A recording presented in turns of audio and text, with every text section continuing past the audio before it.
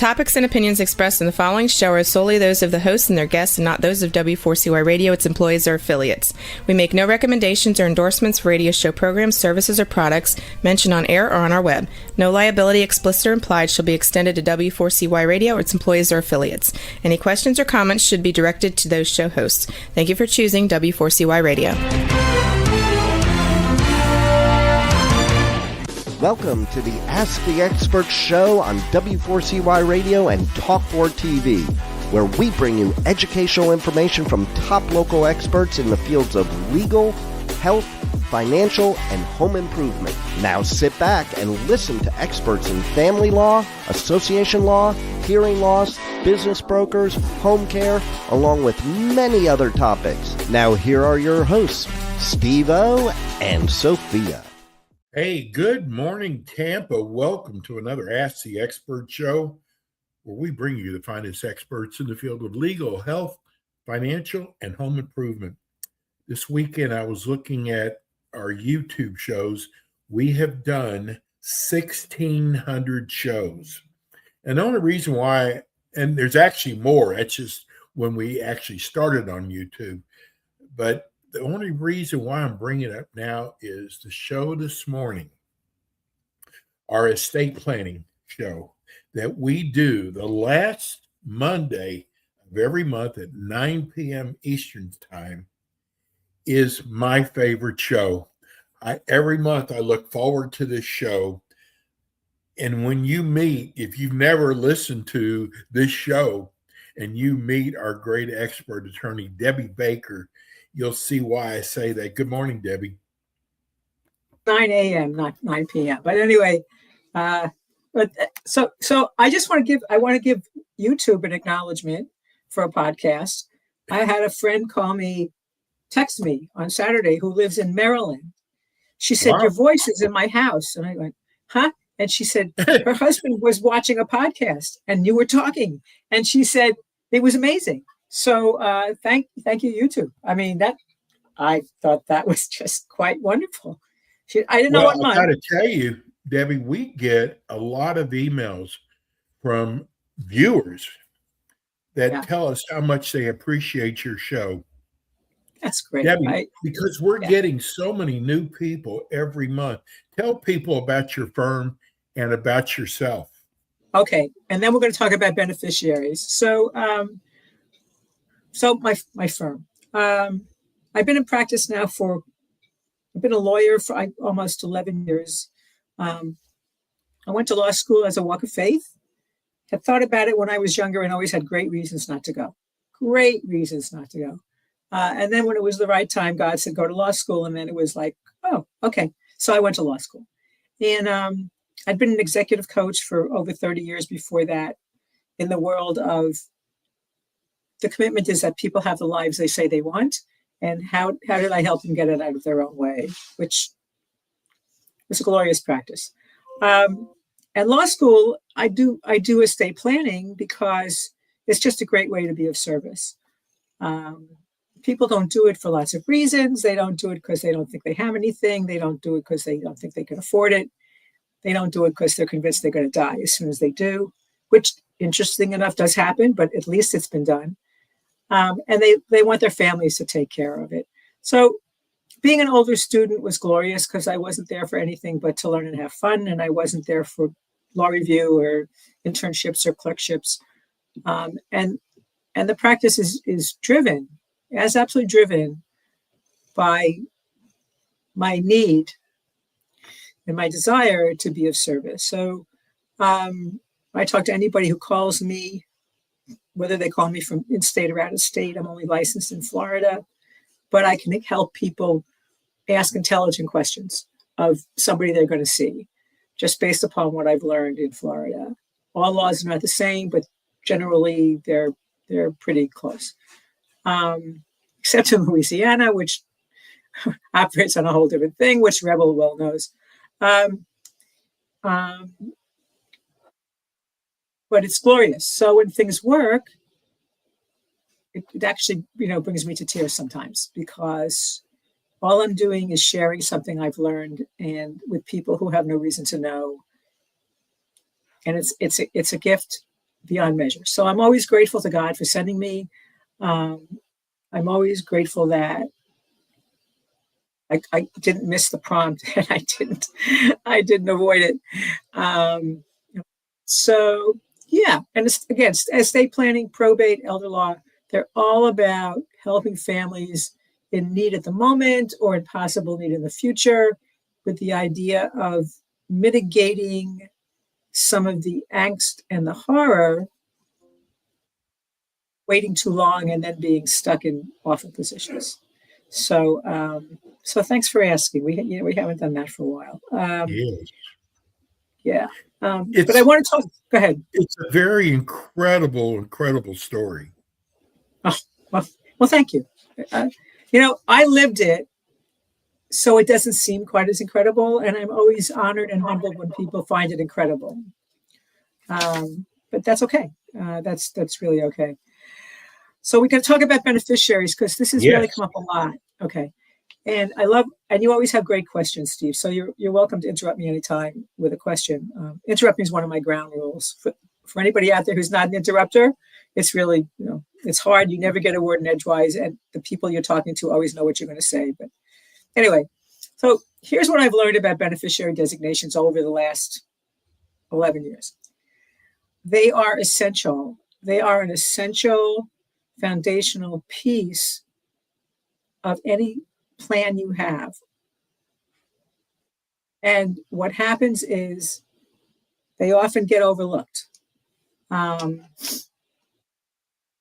run into people who have accounts at banks, and the bank never asked the customer who they wanted to name as a beneficiary. They left it for the customer to bring up. And I've got a probate like that right now. It's not a lot of money, but whatever, because the bank didn't think it was their job to ask. So what is a beneficiary designation? It's a written instruction you give some financial institution to tell them what you want to happen to your assets when you pass away. So that's banks, 401ks, IRAs, stocks, anything that you own that could be liquidated, and you have not told somebody you have not told the institution who you want to get that after you pass. Problem is that when you don't do that, even if the only beneficiary by law is a spouse, that spouse still has to go to court to get the right to get that asset. And that's money that could have been not spent. I've said here many times, when somebody passes, the only thing you should have to do is grieve. So people think about doing estate planning. Hopefully most of you listening or watching have yours in place. Please, if you don't, just do it. Just do it. They think about wills and trusts. Beneficiary designations override a will. So if your will says, my children, Susan and David, split everything 50-50, that's great. The court will do that, but only after Susan and or David go to court to get the right for the financial institutions to do that. Oh, I didn't know that. Oh, yeah. Oh, yeah. So if you tell a financial institution that your beneficiaries are Susan and David, the will could say my money goes to Joe and Sally, and Susan and David would get the money because the beneficiary designation overrides your will. So you want to be really careful, and you really want to set them up.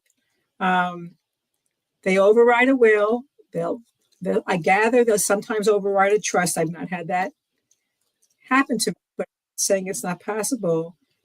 And the mistakes happen because, or people name minor children. Susan and David are minors, like they're 6 when somebody names them a beneficiary, and the parents die before they reach the age of 18. And then what happens is a guardian has to be appointed to manage that money because children under the age of 18 can't inherit money. And people don't know that. So oftentimes you're working for somebody and they have a 401k plan. So you invest, you say, take 3% of my money every week or whatever it is, every paycheck, but nobody asks you about a beneficiary. Or you set up a bank account, like I said, and they don't ask you and you don't think to know. Annuities and pensions are the same thing. I've had more than one probate because somebody was a beneficiary of a pension and didn't name a contingent beneficiary. So the person who had the pension died, the beneficiary died, and there was nobody in the next level down to collect the pension. And it took 15 months, maybe longer, to get it settled, to get the estate settled. And it wasn't a lot of money, and it could have all been avoided. So the beneficiary designation is the written instruction, and how the problem pays out. I haven't had this happen, but I know it happens. So a couple is married and they are named beneficiaries on each other's life insurance policy, and they mistakenly believe that the divorce makes null and void that designation. Well, it doesn't. So both parties remarry and think, of course, now my current spouse will be the beneficiary of that life insurance, and they are wrong. So what happens is the spouse passes, the former spouse shows up with a death certificate, and they get all that money. Wow. Because that's what the law says. So people will forget to change those beneficiary designations. And it's not done malevolently. It's done ignorant. It's done out of ignorance. So they're just. I'm looking for the examples that I've learned here. If you don't do it, you want to review your beneficiary designations on a regular basis. So I've come to believe that if you've appointed spouses as primary beneficiaries and you've appointed children as contingent beneficiaries, but you don't want those children to inherit until they're a certain age, then you might want to do a trust and make the trust the contingent beneficiary. So you've got something in place where money can be funneled. I love using my hands for all those people who are listening. So I love, so the idea that money gets funneled at your direction to an entity that somebody else administers so that the way you want your assets distributed gets done. And since somebody can inherit at 18 and you wouldn't have wanted those children to get anything until they were 22, if you die between 18 and 22, they get that money and it wouldn't be what you wanted. So, wow. Yeah. And there's no reason in the world that anybody knows this unless they talk to somebody who works with it. So, if there's anybody listening who thinks, well, how come I didn't know that? Or how come somebody didn't tell me? I can't say why somebody might not have told you, like a financial person or an attorney, but why you didn't know it. You know what you know about whatever it is you do. There's no reason for you to know about something else. So anyway, I've talked enough. We're almost 15 minutes into my 25. No. You're fine. So just having a simple will is not enough. If you've got assets. Having a simple will does not avoid court necessarily. It just doesn't. You can't say my house goes to Susan and David equally in a will, because they have to go to court to get the right to own the home equally. can't say they get my money equally without going to court unless you made some kind of beneficiary. Having a will with just those stipulations in place is better than having nothing, because if you have nothing, okay, and Susan and David have siblings that you would have disinherited,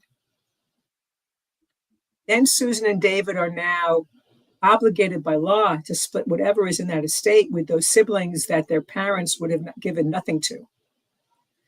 So the will is better than nothing, because the state, where the state you're in, or Commonwealth or whatever, they have a plan, and the plan is intestacy, and money gets distributed by law. So the one probate I have now, wife died, bank didn't talk to her about a beneficiary, didn't name one.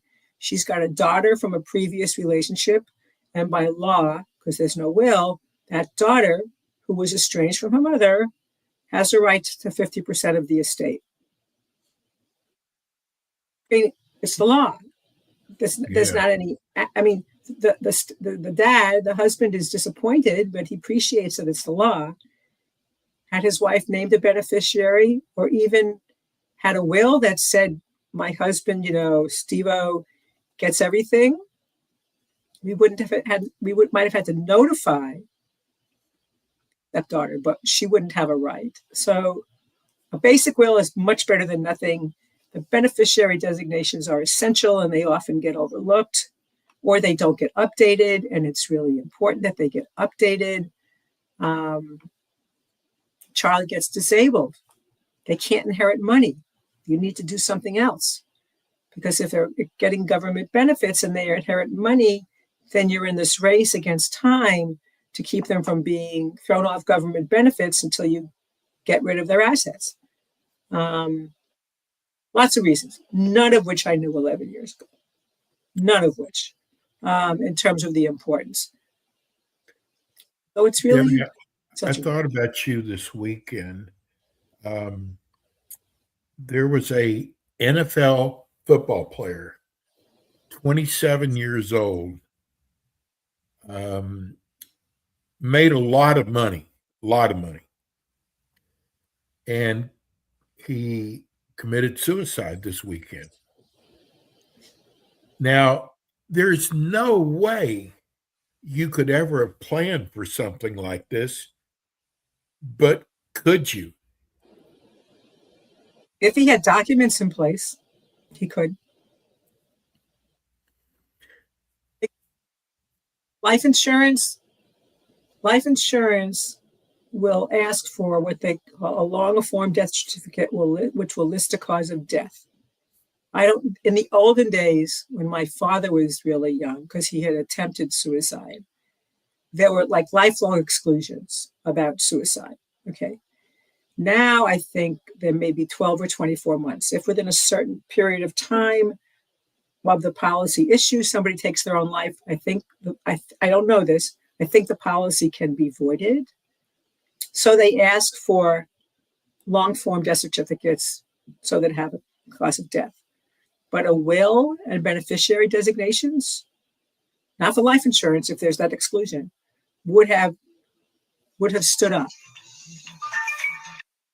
regardless of whether somebody took their own life. Too many people are taking their lives. It's just, oh my God. Oh, I know.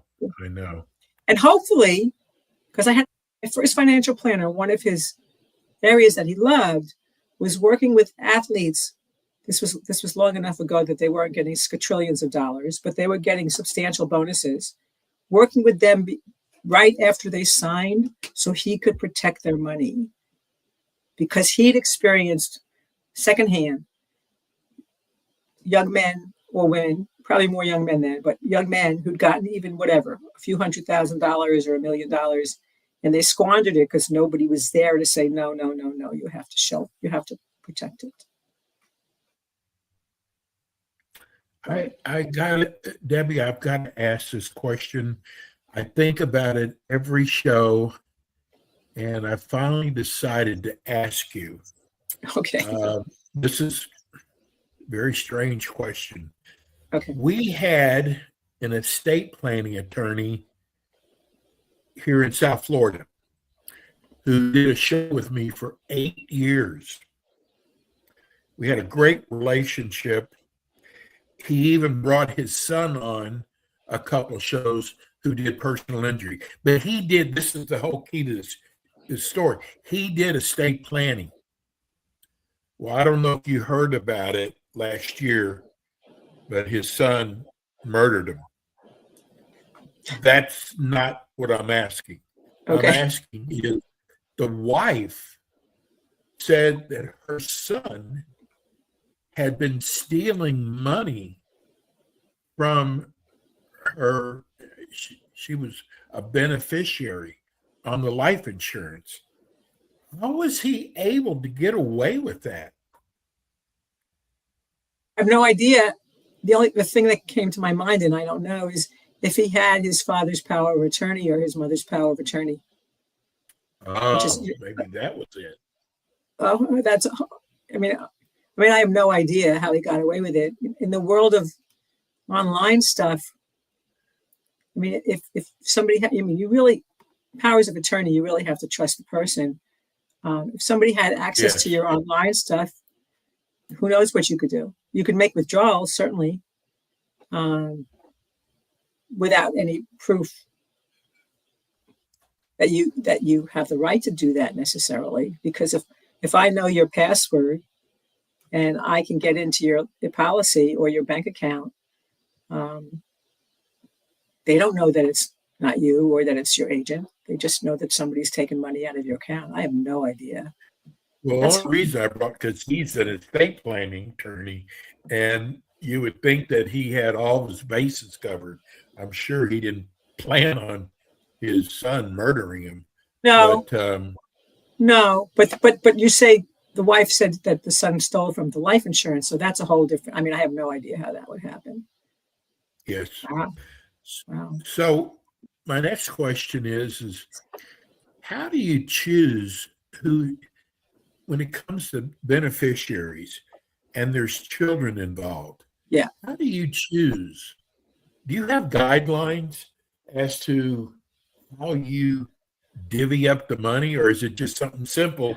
Everybody gets, you have to say, my guideline is you don't appoint one with your thinking that they'll distribute to everybody. So if you've got 3 or even 2, you distribute equally. You don't have to distribute equally. You can give different percentages, but for the sake of, you distribute equally. So one of them shows up with a death certificate and the bank writes the checks to all 3. As soon as you appoint just one, and the one is not happy with the others for how they treated you while you were dying, or they've always disliked the others and they think it's about time you got your comeuppance, they have no legal obligation to distribute that money. It's all theirs by law. Hey, Debbie, I'm so sorry. I know we're out. Your show goes by so fast. Tell people real quick how they can reach you. So you can find me at Deb Baker, 2 B's, Deb Baker at London Baker Law, London like the city, londonbakerlaw.com, 813-586-1332, 813-586-1332. Thank you so much, Debbie. Have a wonderful rest of the week. We'll see you next week. She's on with us last Monday at 9 p.m. Eastern time. God bless you, Debbie. You too, kiddo. Thanks, Rebel. Bye. And that's, we're going to go to a break. We'll be right back. Thanks for tuning in today to the Ask the Expert show on W4CY Radio and Talk4 TV. Tune in next week and every week to hear more from our experts on personal injury, insurance, air condition repairs, estate planning, Medicare, and many other topics in the areas of legal, health, financial, and home improvement. See you next week.